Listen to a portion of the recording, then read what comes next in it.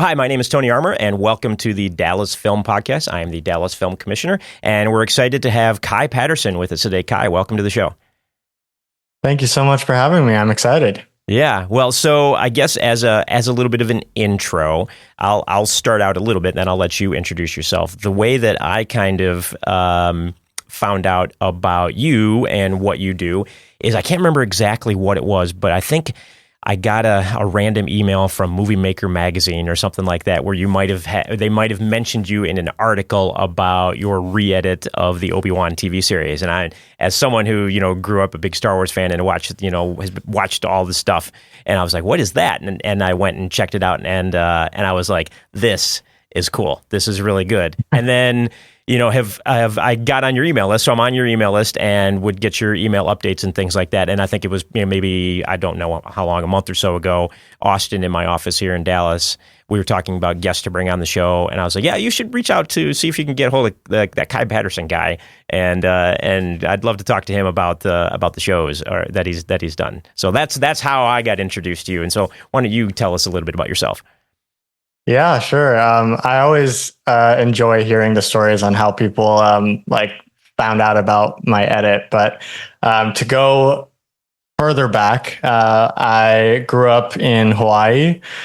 I was born and raised there. My introduction to my interests as a child were when I got to see Jurassic Park for the first time. And I think I was about 5 years old or something when my mom let me watch that. And for a long time, I thought that I wanted to be a paleontologist. Yes. I was like, oh man, I got to dig up dinosaur bones. But the more and more I watched the movie, and then I would watch the behind the scenes over and over and over again, I realized that filmmaking was what I really wanted to get into. And I just loved how you could really make an audience feel like they were in a place that was real, even though it's not real at all. And it can really affect you in ways that honestly sometimes can be life-changing. And so that's really why I just started making movies with my sisters. I made them, be my actors, and I would act in them. And my dad, he's always kind of worked in local news. So he had a video camera and stuff that I would play around with, and he had editing software that I would play around with from a very, very young age. Right. And so I just kind of kept going with that path. I was always the movie guy. Instead of writing essays, I would ask my teachers if I could do little video essays, and they were like, yeah, sure. So any chance that I had to make a movie or just use cameras and editing and all that, I was doing that. Then after, in college, I did a couple of short films where I just had, friends and acting professors and stuff take part in those. And I was the co-director of my college film club. We also put on our film festival and stuff, which sometimes people I would also submit my films to the film festival that I was putting on. Of course, you have to, right? And then I would win them, and everyone was like, they're rigged. And I was like, no, we have judges and it's audience choice, so it's not we had anything to do with it. Yeah. But those are always pretty fun. And then I moved out to LA I think almost 6 years ago, and just been kind of working on sets. And then most recently, I've been paying the bills as a visual effects freelancer. Nice. So that's kind of my whole spiel. Yeah, no, that's great. And so did you go to college in Hawaii then as well? No, I went to college in the Midwest. Somewhere in my teens, my family moved us to St. Louis. Okay. Which was a culture shock. Very different. Hawaii to St. Louis. Hawaii. Everybody in St. Louis was like, "Why did you move here? Why?" Yeah, that's exact. I just got that question over and over and over again. And I was like, "Listen, if I had my choice, I wouldn't have left. But I was a teenager, so it's not like I could have, just defied the wishes of my family." Right. But yeah, we moved out to St. Louis, and I lived there for 10 years. And then I did college in a small college in Illinois called Principia. And it was because my family like worked for the institution, so I got free tuition. And they didn't have a film program, so I majored in philosophy.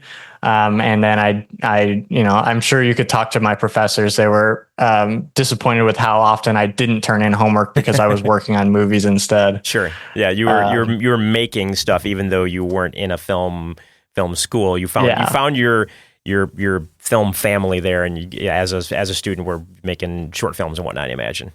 Mm-hmm, totally. Yeah. Yeah. And from that, like I honestly got some of my, basically my film partner, Vince Lomascolo, we met in high school and we went to the same college, and we've been working on short films together like since, and he's kind of my go-to DP.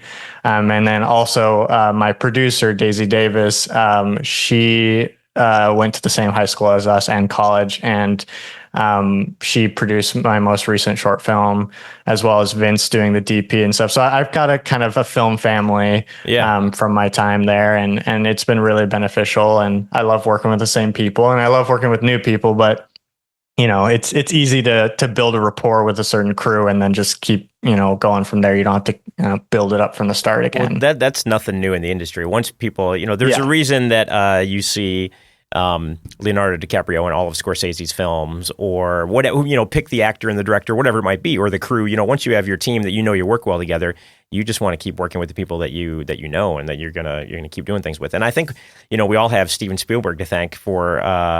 I saw Raiders of the Lost Ark as a kid, and that's what I wanted to do for a living. Not be an archaeologist, but be in the film industry. And so with you in Jurassic Park, and I'm sure there are millions of kids all around the world, or adults now, that saw a Spielberg film and wanted to be in the industry because of it. Definitely. So you moved to LA about 6 years ago, you said, right? Mm-hmm. And you grew up editing and just kind of learning the software. And so when did you really start learning sort of visual effects, and how did you get into the visual effects world, in LA and doing that to make a living? Yeah, I mean, it basically came from the same time as, when I had watched Jurassic Park, and I watched all those behind the scenes, and for a long time I was like, oh man, working for ILM would be so cool. I just loved, I loved even the miniature stuff in Star Wars too. Yeah. I remember as a kid, I was doing, forced perspective all the time too. I was like, I had my toy dinosaurs like closer to the camera to make them look really big and stuff. And so I was always very into camera trickery and how that all worked. So I think around 11 years old, I kind of also started out, this is also a part that I kind of forget happened as well, but I started out as a child actor too. Yeah. So I was on sets, of commercials, and I was on the TV show Lost, because they shot that in Hawaii. In Hawaii. Yeah. So I was on that a few times. And so I just I always loved like the behind the scenes look at things. And from that acting money, I bought my own laptop. Mm-hmm. And then I was able to get, like Final Cut Pro and stuff like that. And I got like a 3D software as well. It was called Poser. I don't even know what it does anymore, but it was very expensive, and I spent a lot of money on that. But it had like, the full 3D abilities. You could like model stuff, you could rig stuff. So from like 11 years old, I was like very interested in that world as well. Cool. And setting my movies apart from, there weren't really 11-year-olds doing visual effects. No, but you started young, so that's good. That's good. And so what is your, obviously visual effects is a very wide, reaching term. Like, what is your focus right now? Is there one particular thing, or you do a bunch of different things depending on the client and the project? Yeah, it is kind of dependent on the project. I recently was the visual effects supervisor and a visual effects artist for one of my friends who just was working on a feature film. And so I was the visual effects supervisor on that. Basically, on that movie, which should be, it just debuted in some festivals. And I know it's kind of in the market right now, but it's called Bolt from the Blue. And I think its international title is Storm Chasers, but it's I had a lot of like work to do in the clouds. They were filming in Alaska and they needed a big storm system. And so I did, I was modeling 3D clouds and like also mirroring it up to, the plates that they shot on set and stuff. So compositing, 3D modeling, texturing. I really kind of, I guess the term would be a visual effects generalist is kind of what I am. Right now, what pays the bills is like working as a CG product photographer for like beauty brands and stuff. So I'll model their, product in a 3D world and lighting and texture it so it looks like the real product. And then shampoo bottles and yeah, exactly. I get you. Yeah, I got it. Yeah. Well, the boring world of shampoo bottles aside, let's talk about Star Wars. Right. I mean, that's that's what people want to talk about when because of what you've done. First off, I'm assuming, that you didn't come to Star Wars because it was just like, oh, this might be something fun to do. Why don't I just re-edit an entire TV series that somebody else has already done? So did you grow up a Star Wars fan? You loved it like the rest of us. And then what was the inspiration after you watched Obi-Wan, because that's the first one, to take on that task? Yeah, I've always been a lifelong Star Wars fan. I truly cannot remember a moment of my life where I didn't know that Star Wars existed. So I've always loved that world. And I think just like the story of Luke Skywalker is just so inspirational. And I'm sure you can find a million Halloween pictures of me dressed as Luke Skywalker, but I just have always loved Star Wars, and I think the Force is such an interesting spiritual concept, and yeah.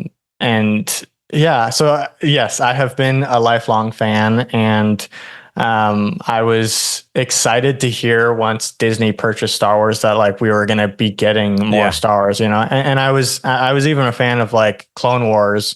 I was watching that, the Clone Wars animated series, spectacular. I'm a huge fan of that. So that's some of the best Star Wars that they've made is the animated series. I agree. Yeah. And so I was bummed when the first thing that Disney did when they purchased Lucasfilm was cancel the last arcs of Clone Wars to then start working on Rebels. That kind of put a bad taste in my mouth, and I was like, oh no, like what's next? They did it justice though, like, having season 7 come out a few years later. And they I gotta say that ending was incredible. Oh yeah, no, they closed that out. It. Yeah, the whole everything with Ahsoka and closing that out. So for those of you who are listening who have not maybe seen the Clone Wars, animated series, you've got to watch it. It's really good. I think even maybe Disney Plus does like a truncated version where they have like almost like a playlist of episodes that you can watch that'll kind of... I showed that to my fiance when we were trying to watch season 7 because they had that list of the essential Clone Wars. Yeah, it's like, just watch these. You don't have to watch... But even though like in 2020, when kind of the pandemic hit and everything, and I was in Florida, I just started rewatching the entire series from episode 1 through all the way through 7 and did that every day basically. And just that was I don't know, 2020 wasn't so bad. I got to rewatch the entire Clone Wars animated series. Like there were things about it that were pretty good, but no, to your point, just such a well done show. Even the music, the sound effects, like if you really watch that, set aside animated, people think kids because of animated, and it's not. It was just a great story the way that they told that whole series.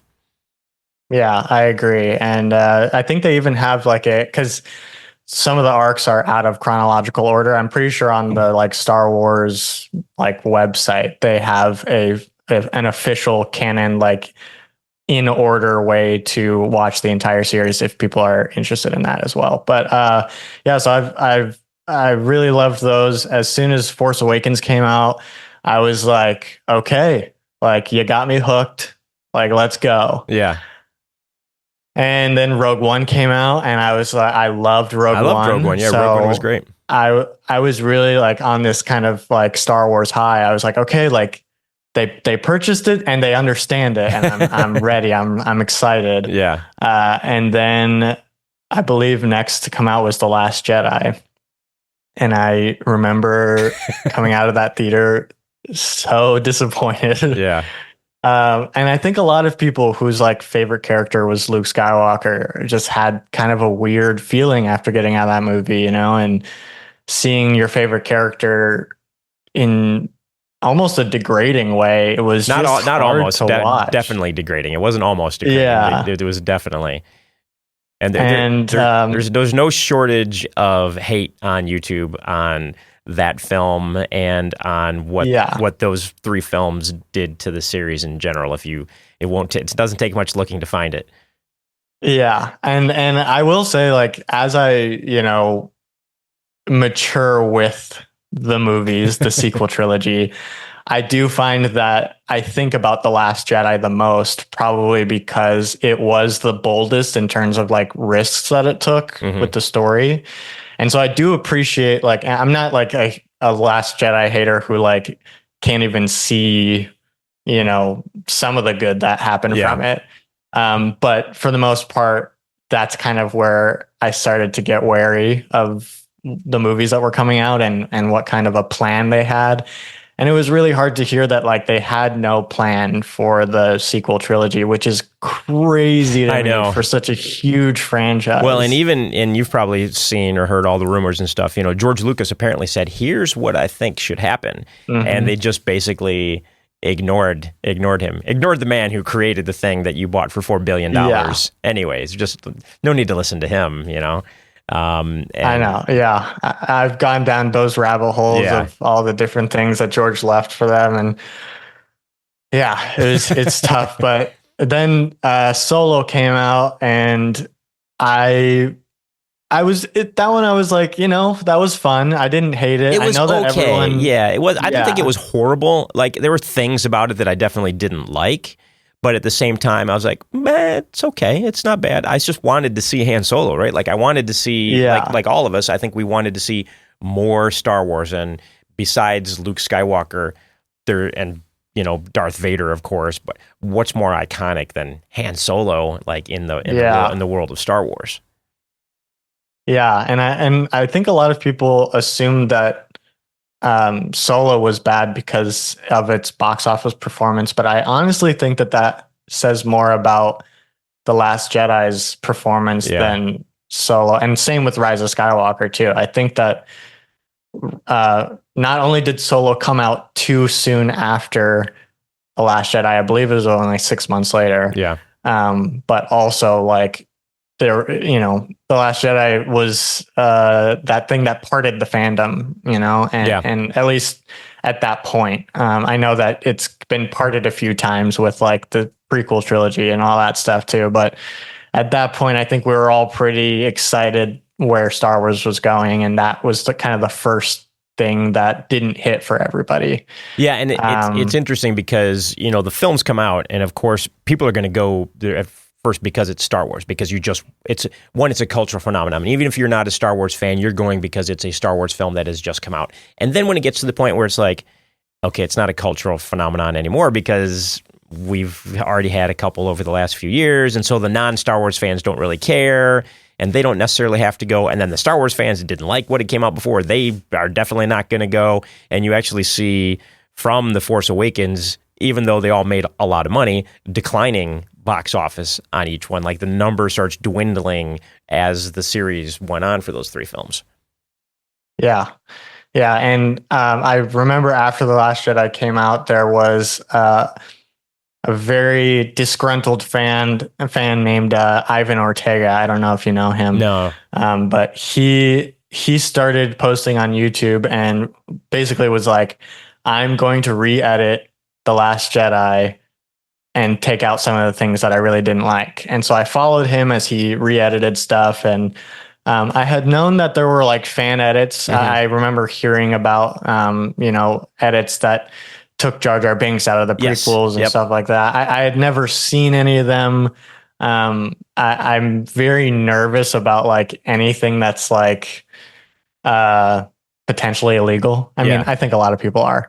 So I never really got around to seeing anything like that. But this guy was posting on YouTube, and he was, you know, kind of showing us the process and what he thought The Last Jedi could do, you know, like, oh, if you just remove this music and put in this music, like, look, the tone is already totally different. And like, oh, when you just take out this little joke and just go straight to the next piece, you know, now we don't have this goofy transition. Now it's like right up. And at that point, I had already, you know, been a professional editor for a while, but I was like really enamored with like how just a few simple changes to like an already established edit can totally change the way you look at it. And you see that too with people re-editing movie trailers to be like, oh, what if Saw was actually a comedy, you know? And then you can do that through music and just the timings of the edit. So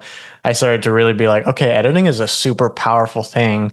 And a lot of people are doing it to the content that they're watching. And Star Wars has a long history of fan edits and fan films, right? So you could search Star Wars fan films on YouTube, and you will find untold hours that you can watch. And Lucasfilm has embraced it over the years. They've embraced it because all it does is help the Star Wars brand. You know, it helps them for people to make these films about Star Wars that aren't Star Wars. And then when people, you know, you start getting the 501st involved and people that have their own their Stormtrooper costumes and everything else, you can have some really great stuff. And I worked on, back in 2007, I have a friend who wrote and spent, I won't say how much money, but a lot of money on basically a Star Wars series that was a combination. It'd be like, what if Serenity meant Star Wars, essentially? And that's fun. Yeah, it's very fun. And it never got finished. I have the hard drives of everything with the stuff on it, and I've been telling him for years, if I could ever find the time, it needs some sound mixing and some other stuff. And we shot the whole series, and it would be really great. So I have myself worked on, as a producer and whatnot, like a Star Wars fan series that never got done, and I wish he would have finished this years ago. But you know, that's beside the point. But anyways, my whole point is there's a long history of this happening within Star Wars, and it's been very accepted by Lucasfilm and I guess just fans in the community in general to see these things come along. Yeah, I mean, not even just fan edits and fan films, but like Lucas himself goes and re-edits his product, you know, and I think we've all heard kind of the famous story of how Star Wars was saved in the edit, the very first Star Wars. And I believe his wife at the time kind of like got everybody together and, you know, really punched up the editing. And I remember even like stories about Lucas talking to Spielberg when he you know, showed him the first cut of Star Wars, and Spielberg was like, hey, there's a lot of stuff that I think could be different here too. So I know that probably what ended up even being the theatrical cut is totally different from like what the first draft of the film looked like. So yes, I think that Star Wars particularly has seen a lot of editing in general, and even the special editions too, you know? So I think that it's just kind of a thing that happens with Star Wars. And I think it's because it affects so many people in different ways, and the story speaks to you in different ways too. So there are some people who, you know, really, really embrace the sequel trilogy. And I'm sure even like children at the time, that's going to be nostalgic for them too. You know, they're going to be like, oh, the first Star Wars movies I saw in theaters were the sequel trilogy. And so they're going to be affected. Not if they had good those stories differently. If they had if it was good parenting, they would make them let their kids watch them in chronological order that they came out. But I won't treat people's parenting abilities. Well, that's another topic. So after Solo came out, I was like, all right, like, fine, that's fine. And I think Mandalorian came out next. And that was exciting. And like the first season was like incredible. And I was so excited for what Star Wars shows could be. Mm-hmm. And the volume was a really interesting tool to use. Yeah. And I think that filmmakers are always excited about ways that they can capture in-camera effects. Because I think it just works better for actors and for editing when you get to actually see what's on screen and everything. So that was really promising. And then I believe it was Rise of Skywalker that came out after that. And that's really where I was like, oof. I was kind of hopeful because I knew J.J. Abrams was coming back and I really trusted him. And I think the problem was, first of all, not having a plan. Yeah. And second, like having each director almost kind of like childishly kind of say, oh, you know, like, I don't care what the director did before me. I want to tell this story. Yeah. And it just makes for a really clunky trilogy of films. And I was just kind of in this state of like, oh man, like, is anything going to be good coming out of Star Wars other than Mandalorian? And then Mandalorian season 2 was pretty great. I was excited for that. Yeah. And then we have Obi-Wan come out and, I was, you know, the prequel trilogy is nostalgic for me. So like, as much as there are issues with it, I find it to be a really special thing in Star Wars. Yeah. And I think that it set out to tell a very unique story, and it wasn't like trying to redo the original trilogy. It was trying to be its own thing, which I really appreciated. And so hearing that Ewan McGregor was coming back and he was going to reprise his role, and that even Hayden Christensen was going to come out too, and we just kept getting more and more exciting news. And I was so pumped. And then the show came out and I started watching it, and it just wasn't working for me. It just something about like how it was all flowing together. There were like really, really great things, and then there were things that just really took away from it. Like the chase scene with Leia. I was just gonna say that's the first thing that comes to mind is the small child outrunning full-grown adults and somehow eluding them, and that was painful to watch. I was clutching my chest, I think, while I was watching that, just like, why? Why? It just looked like a rushed shoot as well. Like it looked like they didn't have a lot of time. They didn't have a lot of time to block out where they were going to go and everything. So we just kind of had to do a bunch of cuts to like why Leia was able to outrun them. It felt amateur. She was moving at like 2 miles per hour. Yeah, it felt like a student film, like the way that it was done. You know, like it was so amateurly shot and made. Like you have more money than you could possibly imagine. You can do anything you want. You can do anything you want, and you have the Star Wars property, and this is what you chose to do with your time and money. This scene. And so I think that kind of like just watching it, I was watching it with my fiance, and I just remember after every episode, just being like, oh my gosh, like I didn't love this. And we were kind of like rewriting it in our head.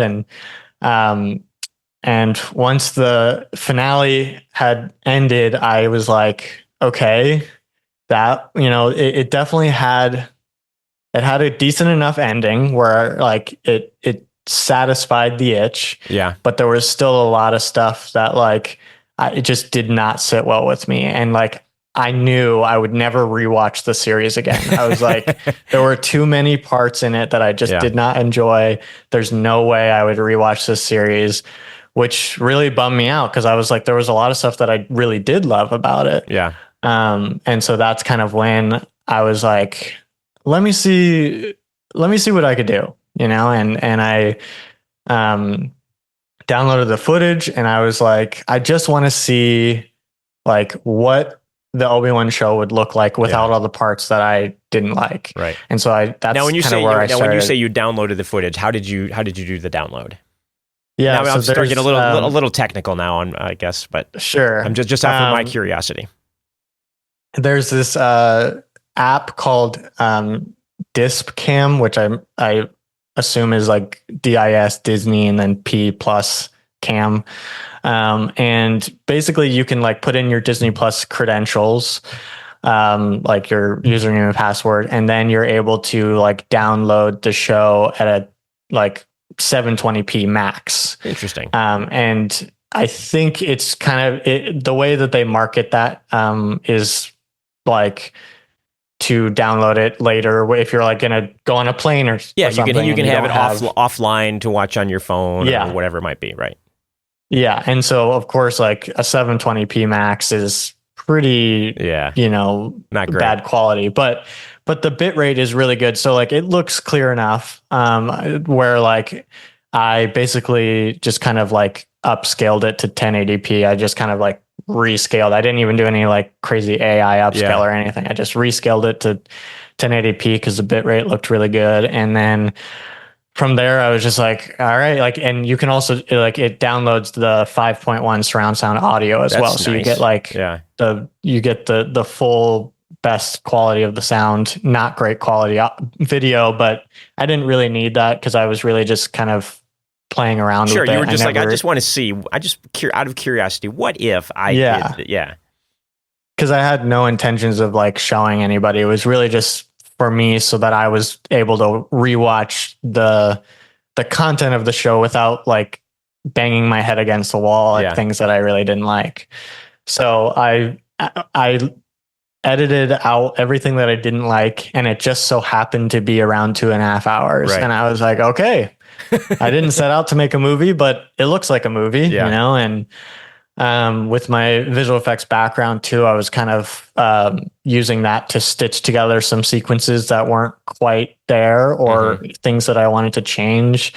And at the time too, I was also kind of big on TikTok. I was posting kind of like comedic satire videos where like I would pretend that a celebrity reached out to me for a 3D animation or a 2D animation, and I would really hype up the video, like, you know, oh, and it costs this much money, so they're really paying premium and blah, blah, blah. And I would like use my visual effects skills to like fake DMs with these like celebrities and stuff, and really get the audience to like, oh my God, like, you know, because there were a lot of videos on TikTok at the time that were like, hey, like I am a designer for this company. I'll show you my day-to-day of like, you know, this is what the client wants. And then, you know, I get down and then I show you the final product at the end, and it's really great.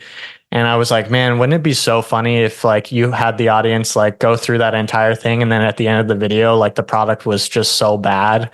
And so that was kind of my shtick. I like hyped up the audience to expect this amazing animation, and then at the end it was like some really crude, like terribly done animation, and then that would get everybody fired up in the comments, and then they would kind of go viral from there because everyone thinks that like, oh, this real celebrity DM'd him and then he gave them this terrible quality you know, product. And so I had like a lot of TikTok followers, I think close to 300,000 just from those videos. And even I started getting like real celebrities that were in on the joke, and they wanted to be part of the joke too. So that was really fun. Yeah. And then, so I was like, you know, my TikTok has a good following, so why don't I talk to, I'd never really engaged the Star Wars community on TikTok. So I was hesitant because I was like, I'm not really sure how this is going to come across, but like, I wanted to share with people that like I had done something with the Obi-Wan series. And I knew that just from the discourse I had seen online, I knew that a lot of the things that I had a problem with, other people did too. So I was like, maybe I'll just post about it on TikTok, and if it flops, then I'll know that like nobody's interested in hearing what I have to say, and that's fine. Like then I can just enjoy the movie by myself as is. But it went insanely viral, and I was not expecting that. And everyone just wanted me to release the cut. They were like, release the Patterson cut, release the Patterson cut. And I didn't even call it the Patterson cut until it went viral and everyone was like, it was around the time of the Snyder cut. So I think that was kind of in the vernacular. Sure. Yeah. And so then I was like, oh, I'll just embrace that. I'll call it the Patterson cut. Sure. I somehow was able to, put it onto Frame.io. I don't know if you guys use Frame.io. Yep. Yeah. So I put it on Frame.io, and after a few days of that going viral, Frame.io took down my account, which I was like, that's fair.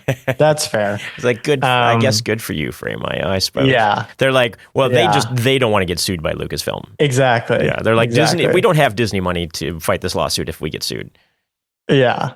But because I put it up on Frame.io like the next day after my video went viral, then I believe it was like 400,000 people watched it on Frame.io before it got taken down. But in that time, I think somebody from like Variety or something had watched it. Yeah. And the next day I woke up to like my friends tagging me and stuff. And they were like, dude, like somebody wrote a Variety article about you. And I was like, wait, what? I was like, I'm so confused. And sure enough, I looked and they had spelled my name wrong. They called me Peterson. So that was funny. But eventually they did edit it and get my name right. But then once Variety picks something up, like a bunch of other, then it's essentially mainstream, and then other people start picking it up from there. And I think that's what happened. That's how I saw it. It was the Variety article, and Movie Maker in their whatever weekly email shared the link to the Variety article. Yeah. And so from there, it just got picked up by every other trade. It was Entertainment Weekly, Yahoo News, IMDb, like everything. It was on everything, and it was crazy. And I had just recently quit my job too. I was a videographer and editor for a podcast, and I had quit my job because I just was like not good with a 9 to 5. I enjoyed the people that I worked with, and I enjoyed working and having a consistent paycheck. But like, I realized through that I'm more of a project to project gig worker. And so, I had just recently quit my job, and I was kind of like, I had free time to do stuff. And so I did that Obi-Wan thing, and then all that happened. And I was like, you know what? I think this is kind of a sign that it was good that I quit my job. You know, I was a little worried for a bit, but then seeing it all go kind of mainstream and viral, I believe I'm like one of the first fan editors to get into like major publications like that. And I don't remember seeing anything else like that before. Like I said, I knew of the Jar Jar cut where they like cut him out of it, and I never watched it, but I probably downloaded it somewhere or meant to watch it and never did. I don't know. It just, but this particular one was one that, I was excited to watch too. And then when I watched it, I was like, oh, thank you, Kai Patterson, whoever you are. I appreciate that. And for the most part, I feel like that's what the Star Wars community kind of, they really did embrace my edit, which is crazy because I feel like it could really go anyway. There could be just the way Star Wars is now. There could very well have just been people who just hated it and were like, why did this guy even talk about his edit? It's like, who cares about it? Well, people obviously they do care about it. Yeah. I'd like to believe that, because I'm a filmmaker as well, and I'm a writer too. Like I'd like to believe that I do understand what makes a good story, and what resonates with general audiences. It's a hard thing. Even major filmmakers think that what their idea is going to resonate with audiences, and just for some reason it doesn't. So, I get that it's kind of a luck thing anyways. But I really do feel like I lucked out, because a lot of people enjoyed my edit, and I'd say probably 95% of the feedback that I got was good stuff. Yeah. And there's always going to be haters no matter what. It does not matter if you just redid Citizen Kane, and like, if the internet existed when Citizen Kane was made, there'd be plenty of haters on that film. And Casablanca, I'm sure I could find online somewhere people that hate Casablanca. It's like, it doesn't matter what it is. Yeah.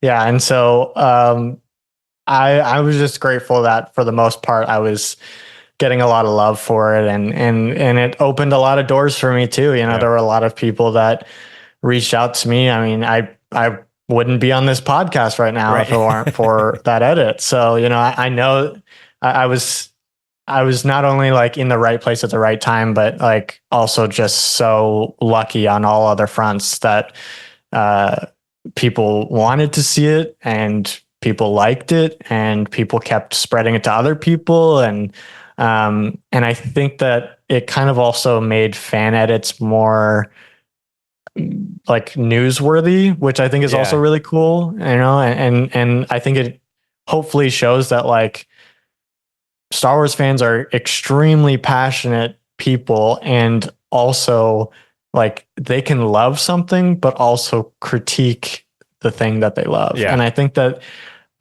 I did see some of the negative reviews of like my edit in general had to do with like, how could you do that to these artists? Like, how could you kind of like tread on their art? And I was they're getting paid. They're getting paid handsomely. Yeah, they're all paid. Yeah, and they're also like, they're part of a corporate machine. It's like it's not any artist's fault. I'm sure every single artist that worked on that movie wanted to do the absolute best that they could, but with deadlines and studio meddling and stuff, that can all really change a story and how it's presented.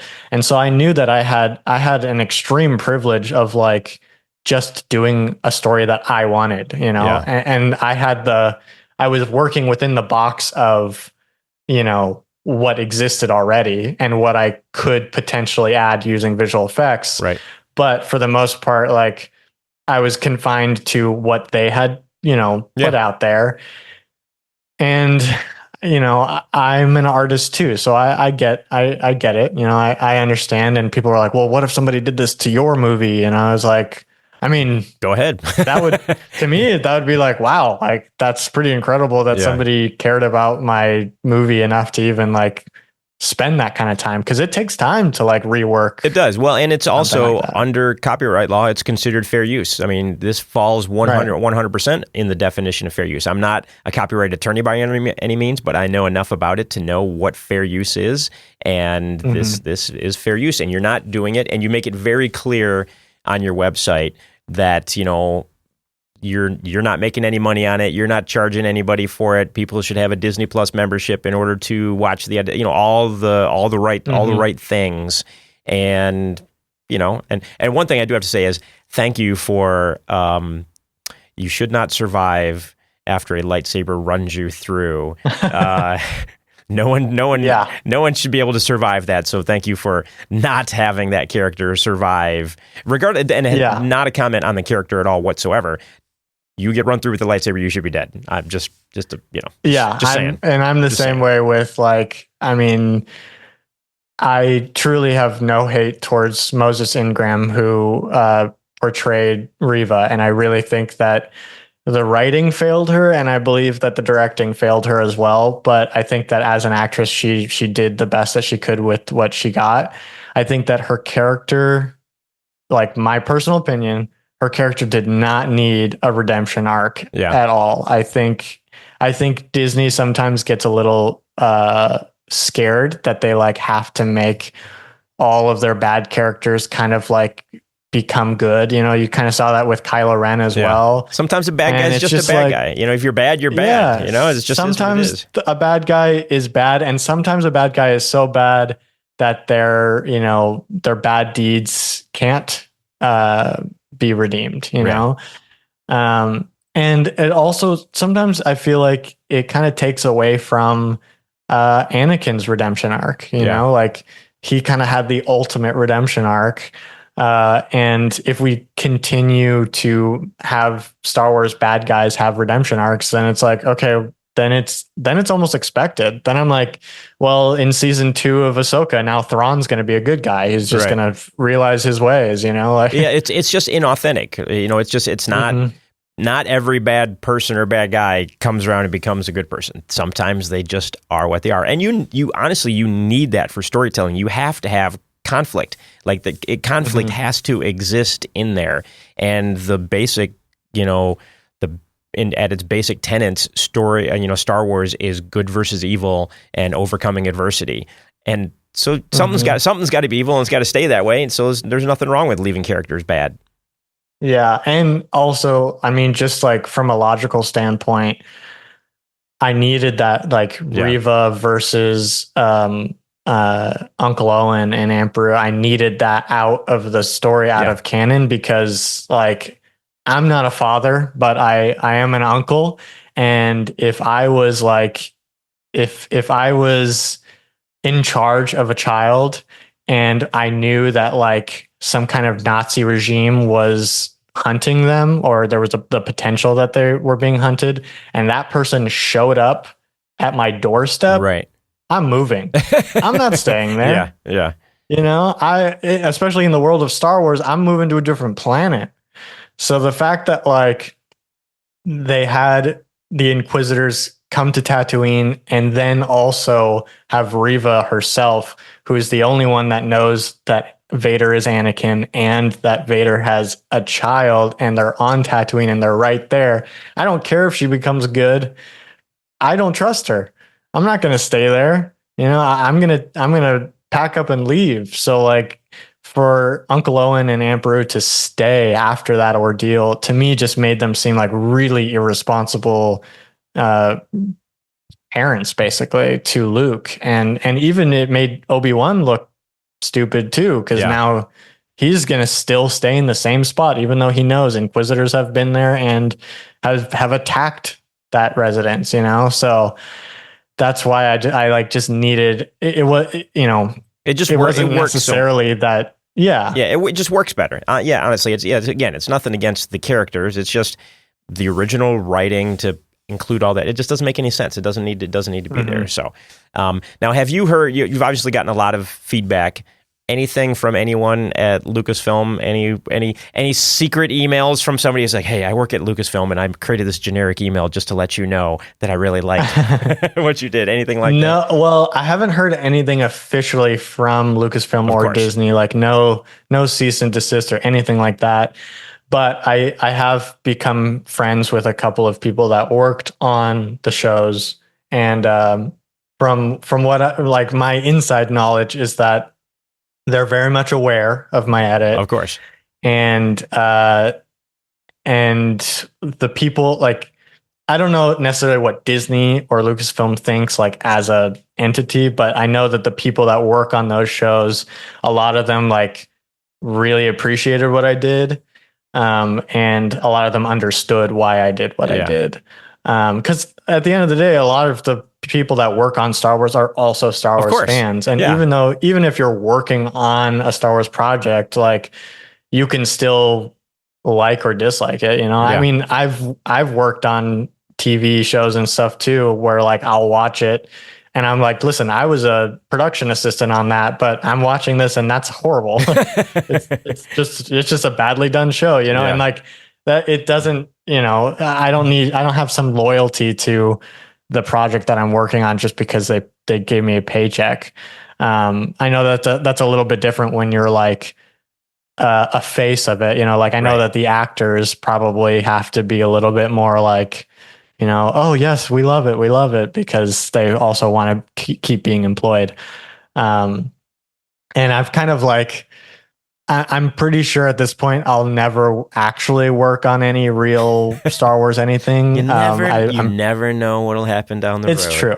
Maybe someday Kathleen Kennedy moves on and retires. New people come in. You never know. That's true. That's true. You never know. I think for now I'm probably on a Lucasfilm blacklist, and I'm okay with that. Honestly, I've made peace with it. I think, when I was younger, it would have really bummed me out if somebody, came from the future and they were like, "Hey, just letting you know, like Lucasfilm is going to blacklist you and you'll never work for them." I'd be like, "Wait, what? What did I do?"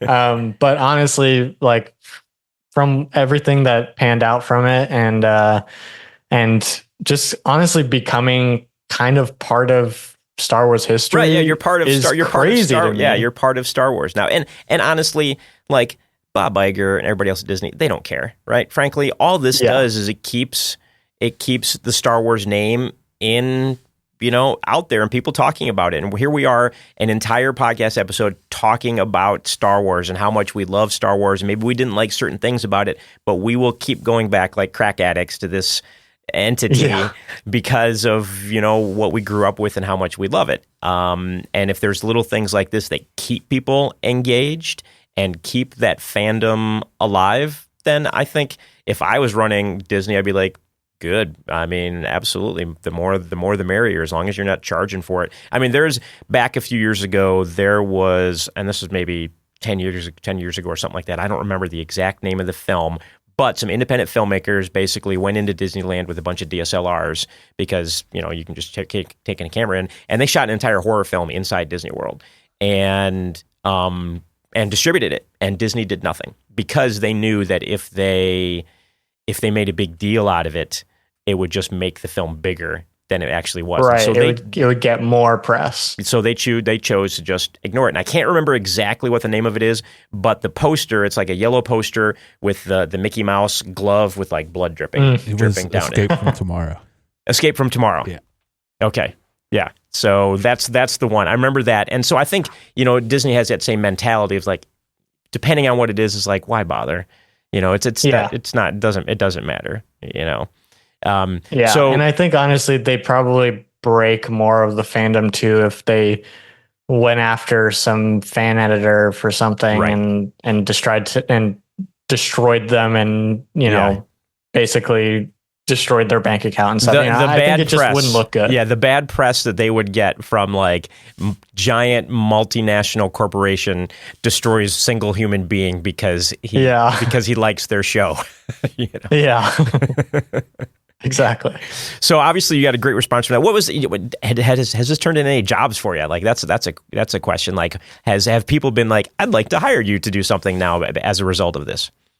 I have gotten, especially when everything was going viral, I did get a few people reaching out, like wanting to hire me to edit their things or stuff like that.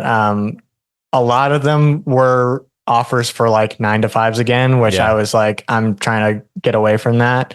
But it really did like just open the door to just more people in general that knew about my work and knew about the things that I could do. So I think indirectly it hasn't created any jobs that like have gotten me paid, but like there are now people that like know of me and are like thinking about me when they, go and work on something else and they, come to me if they've thought about it. But not necessarily anything huge like that, but I've just kind of, continued to do my thing. And, I think also those fan edits really helped me, hone my skills. I was just going to say, has it helped you become a better editor in the storytelling, aspect? 100%. Yeah. Like, I think it's funny. I just kind of did that I did a Twilight Zone inspired short film called The Calico Cuckoo. I watched it yesterday. It was good. I liked it. Oh, thank you. Yeah. And I released that like probably 6-7 months ago.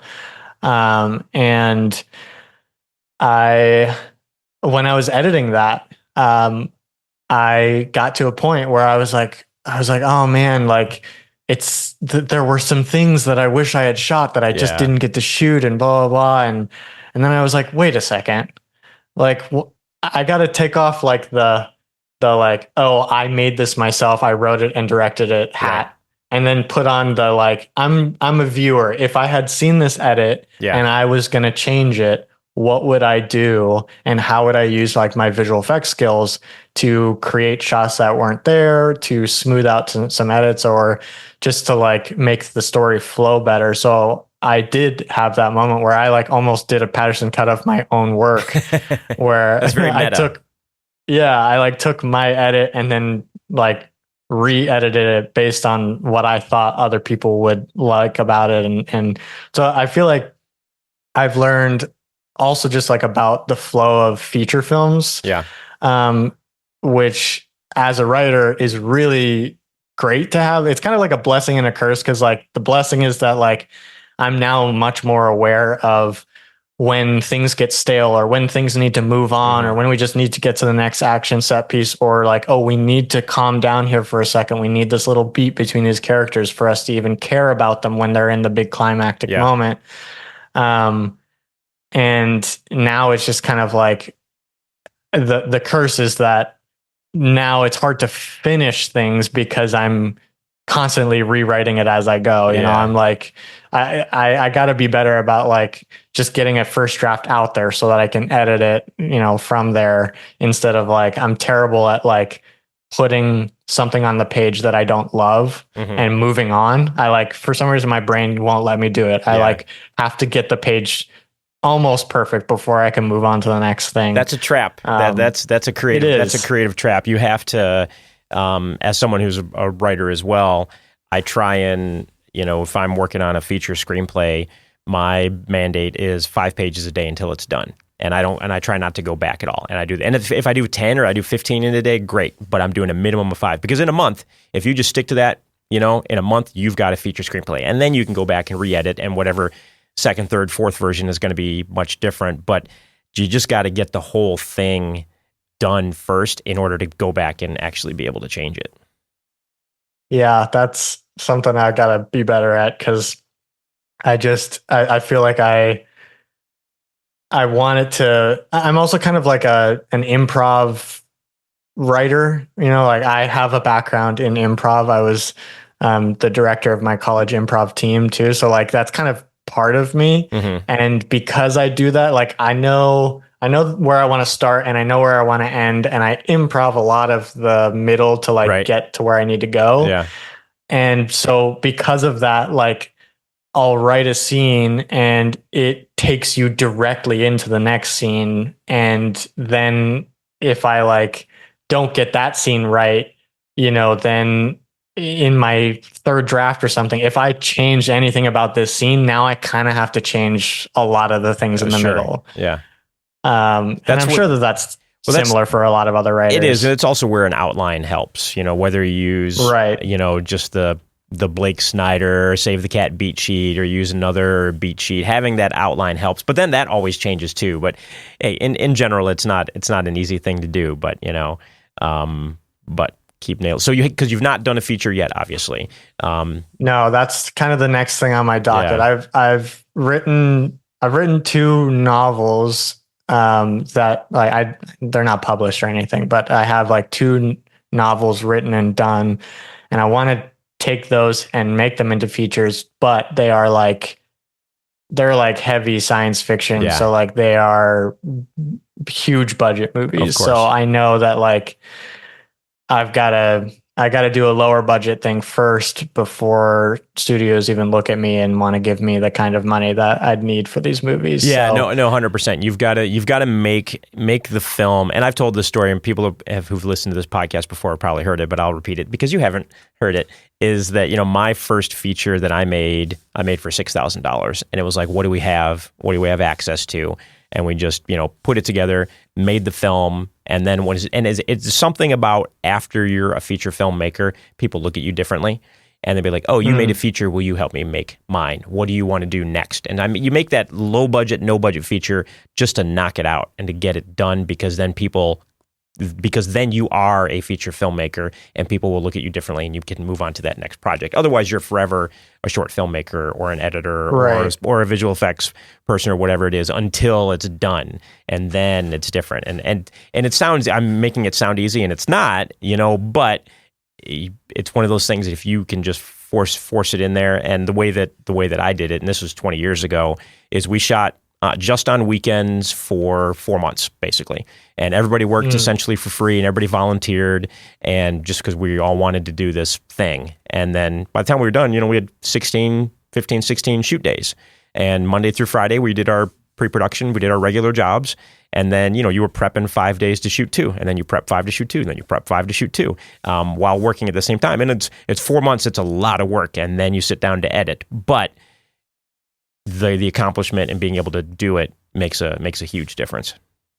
Yeah, and I had to have a candid conversation with some of my trusted colleagues, and I literally sat them down and I was like, when you think of me as an artist, do you think director or do you think something else? Mm-hmm. And most of them were like, I don't see you as a director right now. Right. And I'm like, that is fair because I do a lot of things. I am a visual effects artist. I am a writer, and I am a general filmmaker, and I like making logos for things too. And, I'm just artistic in general. Yeah. And so like when I think of myself as a director, but I'm aware now that like probably most people on the planet that think about me think of me as a Star Wars fan editor. Mm-hmm. So I'm just trying to like figure out a way to, actually have the world think of me how I think of me. Yeah. You have to show them. That's what it is. Exactly. What it is. Yeah. I've done a lot of short films, but like I realized that then I'm still just a short film director. Mm-hmm. And so, feature has been the next thing that I have been working on, developing a couple different options. So that is in the works. Yeah, even something simple like your Calico Cuckoo short film, right? Like that took place in one location, 2 characters, and you were able to tell a story that was engaging and kept, you interested in it for 15 minutes.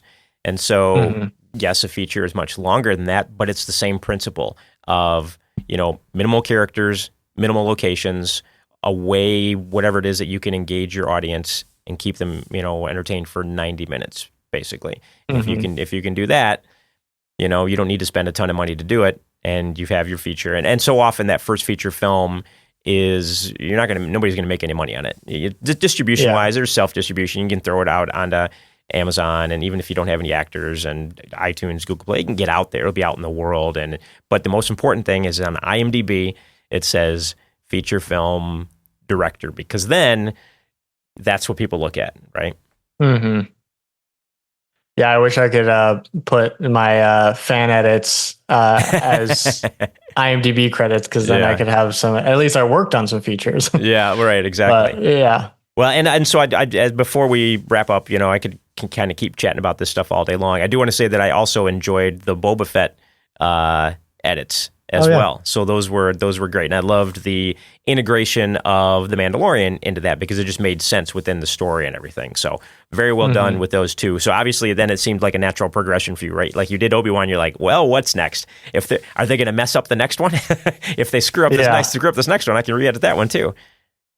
Yeah, and honestly, like I think some people might think like, oh man, he's probably so excited when Star Wars shows are bad because then that means he gets to take another stab at them. And I'm like, no, I wish with everything that the next Star Wars thing that comes out is going to be really good, so I don't have to do any work, But I think the Boba Fett one was interesting too because it wasn't even something that I really wanted to do, but there was another fan editor by the name of Pentex Productions, and he also did an Obi-Wan edit like at the same time that I did.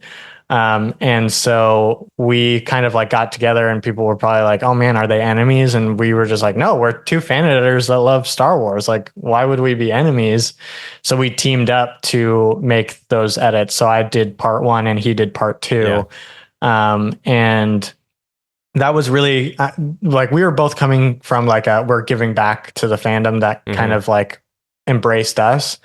So yeah, that came after, and then now I've been working on Ahsoka. Yeah. And that's much more of like, I did that because I wanted to, you know, and I didn't necessarily have a ton of problems with the show, but I won't lie. I do love like turning the shows into feature films. I think it's just like a really fun exercise for me. I get to like work on Star Wars stuff, but also like continue to like make my visual effects better and just like stay in practice. And there are a lot of people that want to see my take on Star Wars. Yeah, so. And I think it does, you know, because each of those episodes are, you know, they vary in length, right? One might be 40 minutes, one might be 55 minutes, whatever it is. So if you've got 6 episodes, they're not 6 hours. You're probably sitting more like 5 hours of content or something like that, right? But you're still, or 4.5, whatever it might be, you're still practically chopping it in half down to 2.5 because there's a lot of fluff in there because they are trying to do 6 episodes. And so there's times I remember watching Ahsoka and be like, why is this so slow? Like, yeah, and Ahsoka has 8 episodes too. So right. Yeah. So I did cut a lot out of that. And I had to do some heavy visual effects to change some sequences for the story to flow and to make sense. But I think also what it's teaching me is like, even if I shoot stuff and don't quite get what I want, like I now have like a really strong trust in myself creatively that I'd be able to figure out some way to make the story work.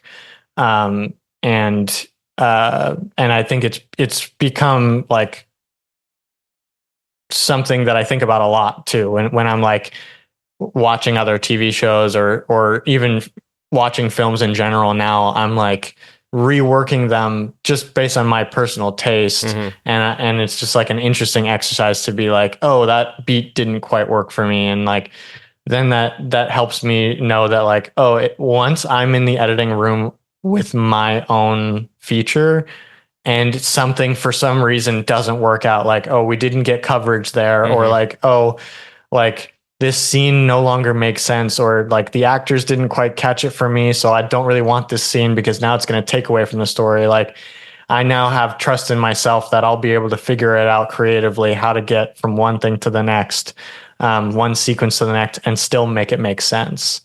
So I think it's been a really cool exercise doing these. Yeah. What do you think is your timeline for releasing Ahsoka?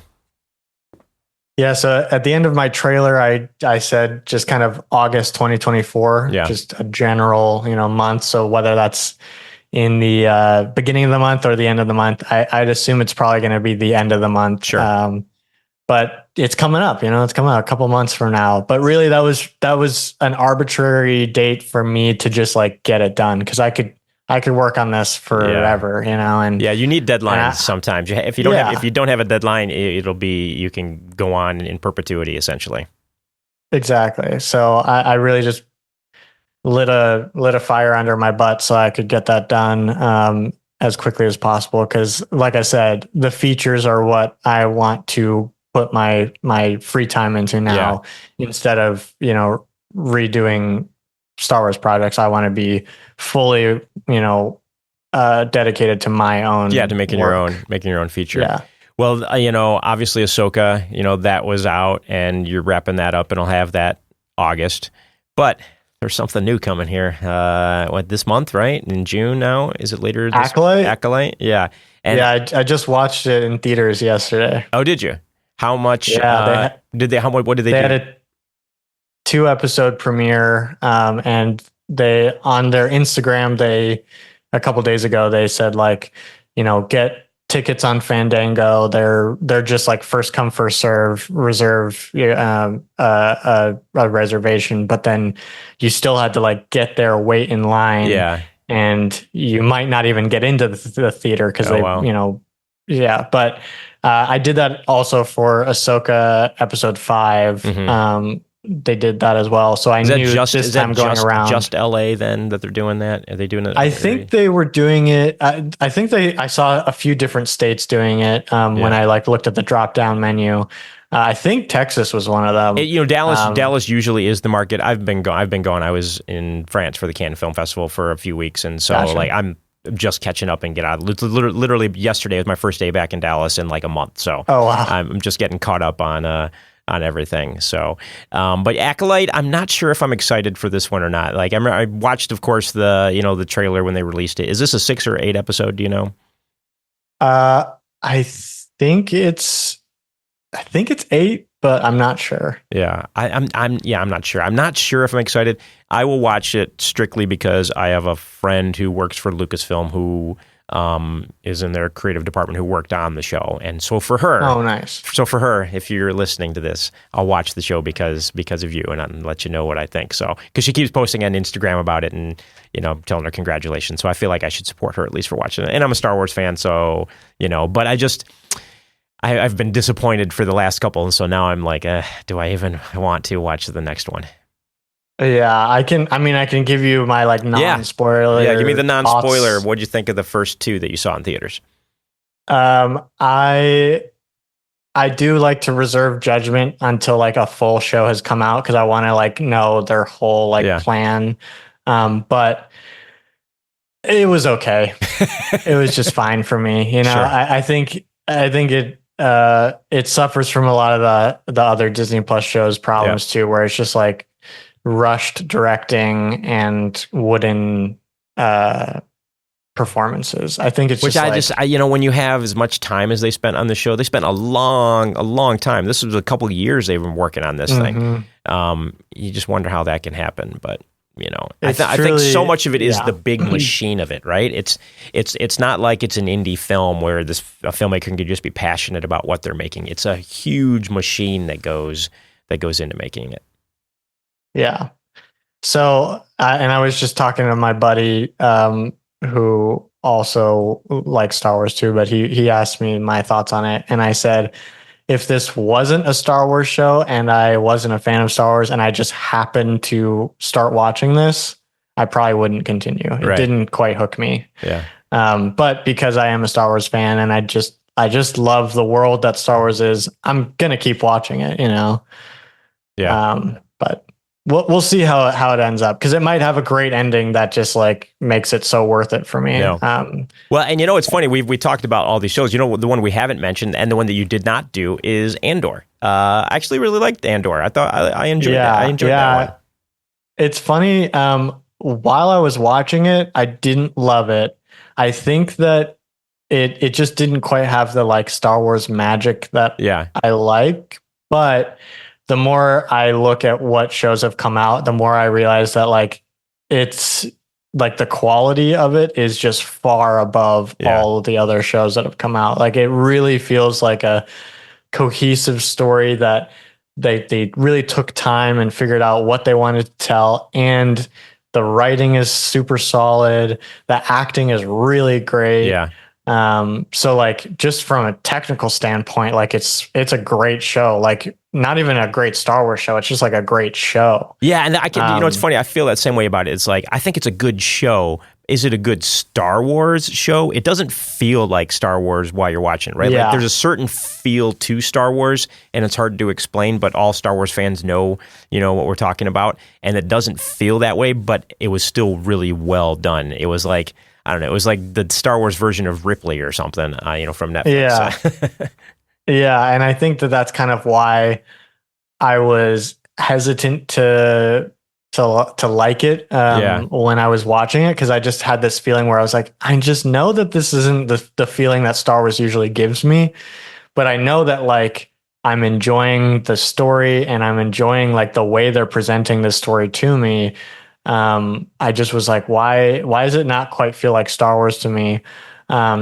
I think one of the biggest issues is it just really lacked alien life. Yeah. Like it was just so human centric. And I'm sure that has to do with budget reasons and everything. And they were probably like given a specific budget for the show. And then they go, well, how do we want to allocate all that money? You know, do we want to put it into these sets or whatever and forego having to have alien creatures and stuff? And like, you know, I'm sure they were kind of doing that, you know, give and take with what they wanted to accomplish. And I'm sure just like creating more costumes for aliens probably was on the back burner. Yeah. And you can at least see that like it still came out a pretty phenomenal product.